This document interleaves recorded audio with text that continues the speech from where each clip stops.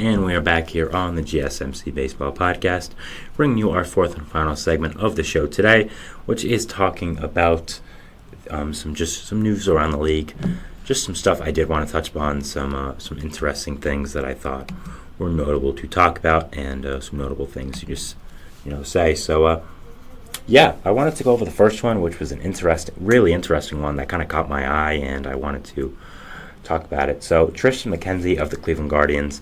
Last year, he tore his UCL in his pitching arm. Wasn't to a full way where he had to have Tommy John. Again, I don't really know the full scope of it. I'm not a medical expert. I don't really know that side of baseball or just anything. I'm not a medical person. I have a podcast about baseball. So, Zach Meitzel, I believe I'm pronouncing the name right. If I'm not, I apologize. One of the better Guardians reporters. He had a full article and interview with Tristan McKenzie just about the whole situation. If you do want to see that, please read it. It's a great article. So, but yeah, Tristan McKenzie in that set. So, what I was saying before I went off topic was, I was not saying that. So McKenzie did tear his UCL, of course. So usually you would have Tommy John or just a surgery, kind of like someone like Jonathan Loizaga is having, or Spencer Strider, where it's not Tommy John, but it's still reconstructing the UCL and you are out for the year. Instead, McKenzie decided to not get surgery and have rehab through it and see if he could pitch through it with, still with it torn. I know some pitchers have done that in the past, most notably Masahiro Tanaka, who did it really throughout his whole tenure with the Yankees and was fine. So now McKenzie is saying he's not sure about that decision, and he's not sure if it was the right decision. His velocity has notably dropped, and he hasn't been himself. He hasn't been as good as you would usually expect him to be this past year, and kind of in the second half of last year as well, when he was getting affected by this. So that's something interesting to see, that he isn't sure if he made the right decision. I'm not sure if he did either. I would have just gone with the surgery, to be honest. McKenzie's a young pitcher, a guy that has a lot of potential. What's interesting about him is, he is called Sticks. That's his nickname because he's skinny, like they say, the saying, skinny as a stick. He's skinny as a stick. I mean, that is what, and so that kind of has to do with his body. You wouldn't expect a lot of velocity to be coming out of him, a guy who is very skinny, kind of tall, but still not really as a build of an athlete you would kind of expect with the muscles. So, but yeah, so it's interesting to hear him say he's not sure about this injury decision, and it's something that I'm wondering about if other pitchers feel the same about just their overall injury decision throughout their career. And it was really interesting to hear him just be fully transparent with it, fluid about it, and just say, I'm not sure if I made the right decision, but we'll see if he does get surgery. I do think he's going to get surgery eventually, and it's going to be a big blow to the Guardians. I mean, they've been really good this year, but at the same time, Shane Bieber just had Tommy John for them. So, I mean, it's going to be just something that is something to watch here as season goes forward, and seeing what does happen with McKenzie's arm and his UCL. So I'll be keeping close eyes on that. And again, it's a situation that really, really does interest me. Next, we have the Red Sox. They placed Tyler O'Neill on the concussion list, the 7-day concussion list. Now, O'Neill had a collision in the outfield with Rafael Devers after they both went for the same outfield ball, and he, of course, got a concussion and landed on the 7-day IL. This is a big blow to the Red Sox, as O'Neill was great. 7 home runs, an OPS plus of 239 leading the league, an OPS of 1.209, which also led the league. So he was doing really, really well back in his spot, with his new team of Boston. I think it kind of just wore thin with him in St. Louis, with the team and the players and the organization. He dealt with some kind of public backlash with the manager of the team, Oliver Marmol. So it was kind of time for him to just get out of there and build a new start for him. So obviously he's done very well with the Red Sox, 7 home runs. But now is landing on the 7-day IL. No correlation there with the 7-day IL and 7 home runs with a concussion. So that is unfortunate. That is something I don't think Red Sox fans were hoping for. But, I mean, yeah.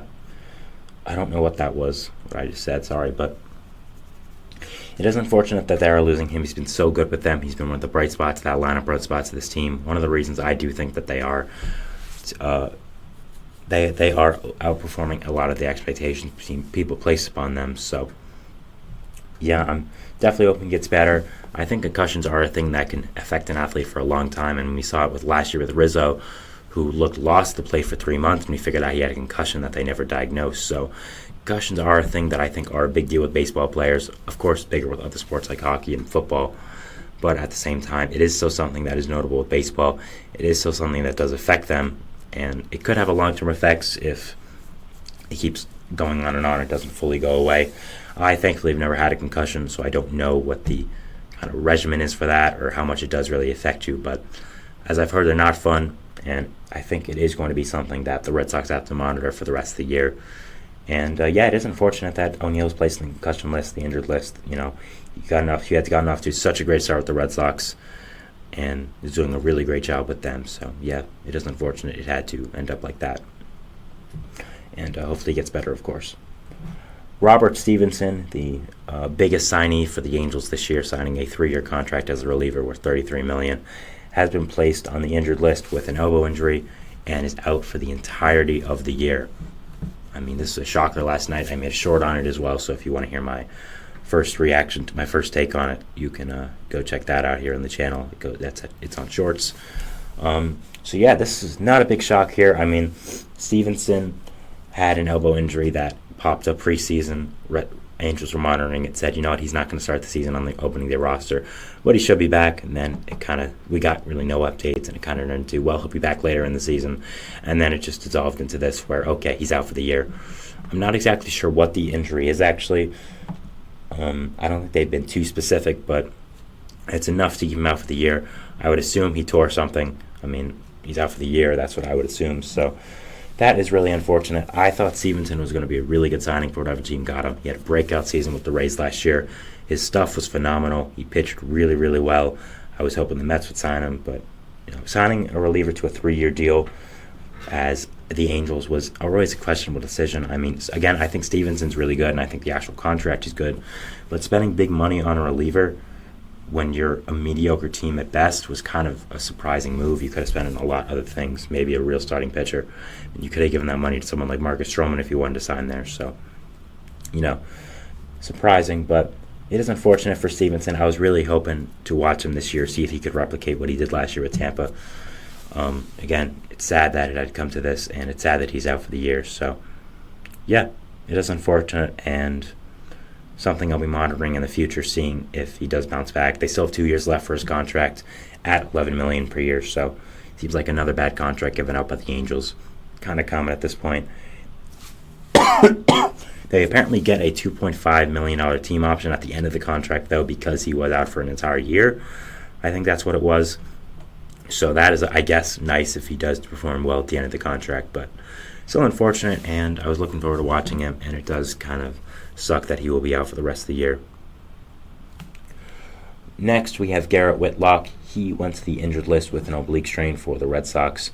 Whitlock has been really, really strong this year. An under 2 ERA has been one of the bright spots for this Red Sox team.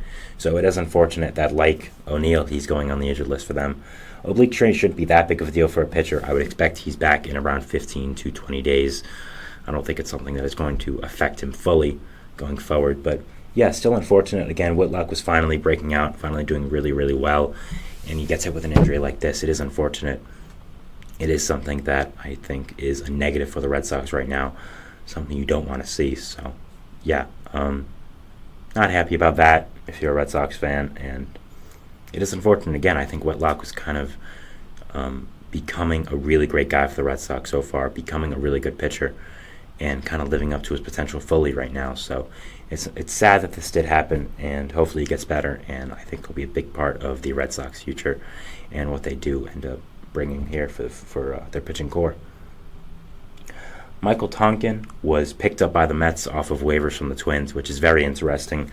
The Mets just DFA'd him around a week or two ago. Talked about it on the show. He had 2 appearances for the Mets, both against the Tigers. Both times he blew the game for them. So got picked up by the Twins, who he pitched for earlier in the 2010s, back when he was actually in the major leagues and not pitching for independent ball. Got DFA'd by them, and then the Mets picked him up again. So Mets obviously did not give up on him, even though they did release him. So yeah, that's something that is interesting. I said this in a short I made last night as well, but it would have been fun if the Mets traded him to the Twins for a player to be named later, and then Tonkin was traded for himself as he was the player to be named later, as the Mets picked him up and the Twins got rid of him. So I think that would have been really fun. But, it is nice that Tonkin is back with the Mets. He's back in the MLB roster as well. So I think a whirlwind few days for him, and I think he's hoping to have his second tenure with the Mets better than the first one, and hoping to make it stick. Finally, the Padres placed Yu Darvish on the IL with neck tightness for 14 days. An unfortunate thing here. I mean, Darvish, of course, is one of the better pitchers for the Padres, and a guy that I think is really, really good. I don't think neck tightness should be a huge deal. He'll come back from this relatively soon, but with these older pitchers, you have to be worrisome about these kind of injuries and these kind of things. So, yeah, I mean, definitely watching this one here, definitely monitoring it, seeing what does happen. So, again, I'll be watching what happens, and I'll be seeing what does unfold here. So, unfortunate injury for the Padres and the Padres fans, having a really good past few days. So, again, hoping Darvish gets better and hoping he rebounds from this. So, yeah. That is the end of the show for today, guys. I want to thank you so much for watching. Remember to follow us anywhere on social media to get content and updates. Twitter, Facebook, Instagram, TikTok. If you're on it, we're probably on it as well. So make sure to subscribe to the channel. Post notification bell to make sure you guys get notified whenever we upload a video. A lot of people who watch this content are not subscribed to the channel. So make sure to subscribe and get notified every time we upload. Not just me, but all the other great content creators on this channel. Again, thank you so much for watching. And we'll see you tomorrow, and we'll see what baseball brings us. Thanks, and bye.